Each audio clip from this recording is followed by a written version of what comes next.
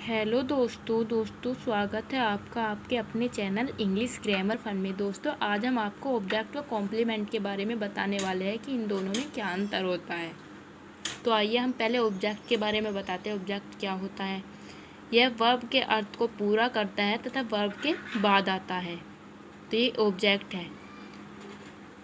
जैसे कोई एग्जाम्पल ले लेते हैं, ही राइट्स ए लेटर। तो लेटर एक ऑब्जेक्ट है, ये वर्ब के बाद आ रहा है, किसी क्रिया को के अर्थ को पूरा कर रहा है।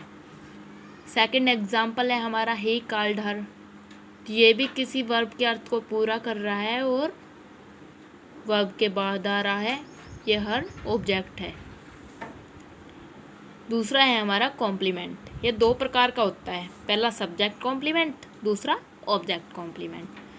सब्जेक्ट कॉम्प्लीमेंट वो होता है जो सब्जेक्ट को स्पष्ट करता है तथा वर्ब के बाद आता है, तो ये हमारा सब्जेक्ट कॉम्प्लीमेंट होता है। जैसे हम कोई एग्जांपल ले लेते हैं, ही वाज ए पोएट। तो इसमें सब्जेक्ट को पूरा कर तब कॉम्प्लीमेंट आ रहा है, तो ये क्या हुआ, ये हमारा सब्जेक्ट कॉम्प्लीमेंट हुआ। जैसे सेकंड एग्जांपल है हमारा द फॉक्स वाज हंग्री। इसमें भी सेम है, ये भी सब्जेक्ट को पूरा करके तब कॉम्प्लीमेंट आ रहा है, तो ये क्या हुआ, ये सब्जेक्ट कॉम्प्लीमेंट हुआ। सेकंड है हमारा ऑब्जेक्ट कॉम्प्लीमेंट। यह ऑब्जेक्ट को स्पष्ट करता है, वह ऑब्जेक्ट के बाद आता है। जैसे कोई एग्जांपल ले लेते दे मेड हिम किंग।